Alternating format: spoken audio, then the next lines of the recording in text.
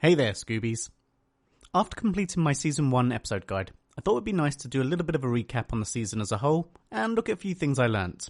Taking the journey of Season 1 with a critical eye has given me a newfound respect for the season. Sure, it's had its less than stellar moments. Willow, right? Why? I mean, hi.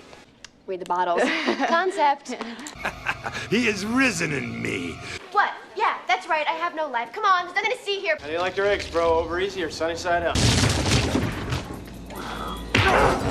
But you can see what they were going for, even early on in the show's life. For every iRobot you Jane, there was an angel. So first up, a few things that stuck out to me.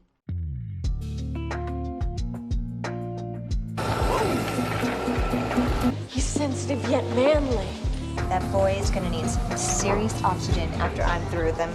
We used to go out, but we broke up. How come? He stole my Barbie. James Spader. He needs to call me. Ooh, stretchy. Beautiful. Boys. We just saw the zebras mating. Thank you, very exciting. It was like the Heimlich with stripes. You're here on a date? I'm not constantly monitoring his health, his moods, his blood pressure. 130/80. Clark Kent has a job. I just want to go on a date.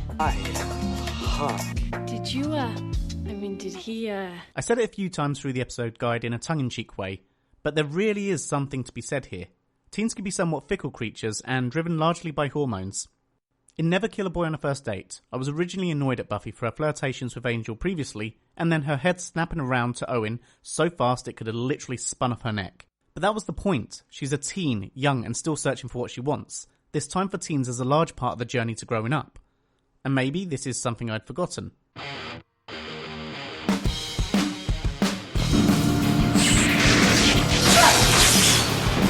I'm blue and she's 17.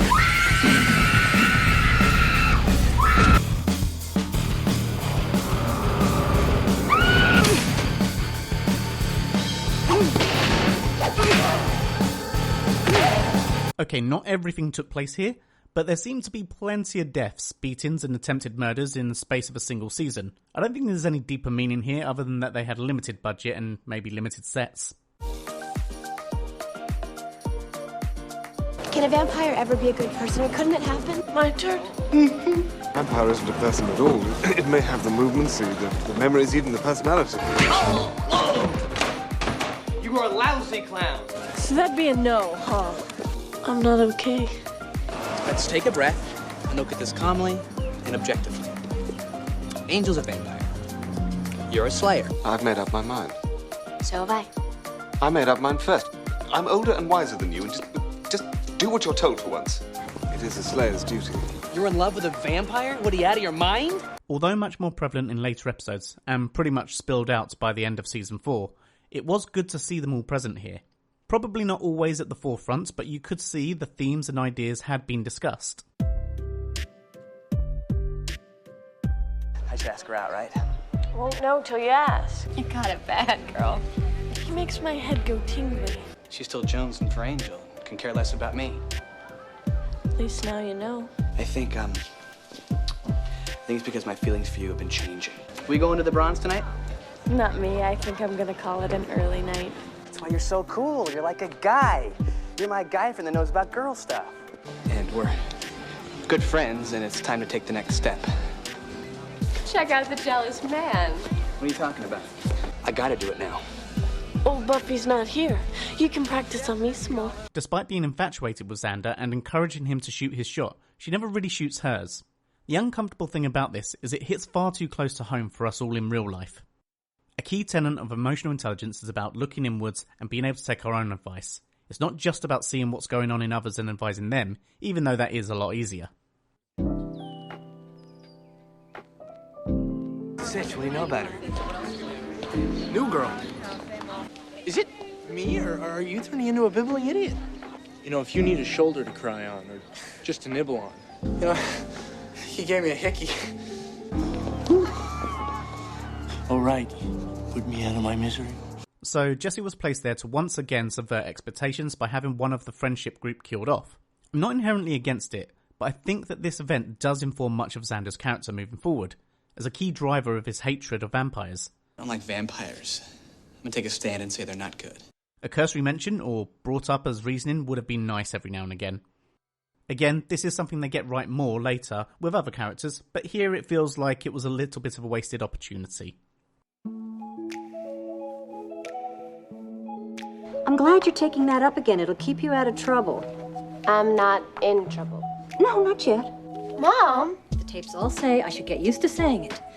No. Isn't the prom tomorrow night? Or spring fling, whatever they're calling it? I guess. Nobody asked you? I'm not you.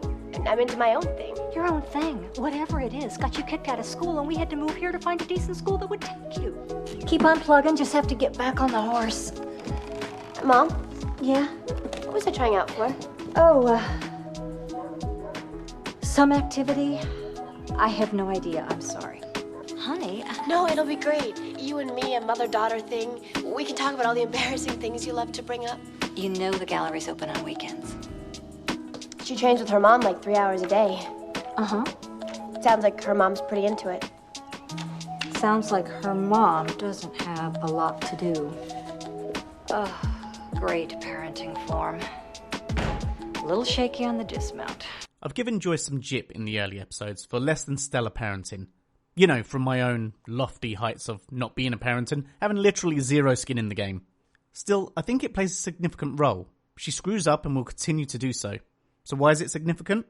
Even though Buffy's journey is on the road to becoming an adult, that doesn't mean to say that being an adult makes you infallible. Even as adults, we are always learning from our mistakes.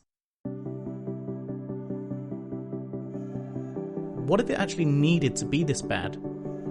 For the future seasons to be as good as they are? The schlocky first season created a template for the show that it could then self-reference. But herein lies the genius, because it doesn't need to parody other shows or movies. It was able to parody itself. Is it my best work? No. But I stand by the premise. There is a secret genius to the early seasons that allowed Buffy to grow into the show that it became. Sure, there are plenty of meta-commentaries and nods to pop culture, but to get there, they built the commentary on old B-movie horrors into the fabric of what they were doing. Trying to build the Monster of the Week episodes on a shoestring budget meant that later on they had their own B-movie horror monster tropes to reference. As I mentioned at the start of the video, looking back at the season with a more critical eye, I see some of the innocent charm that made me love it so much when it first aired. Despite some of the cheesy moments and clunky dialogue, there were some good story moments and genuinely good acting and writing and directing. I thoroughly enjoyed going back to where these characters started their journey and can't wait to continue on it with them as they move into season 2.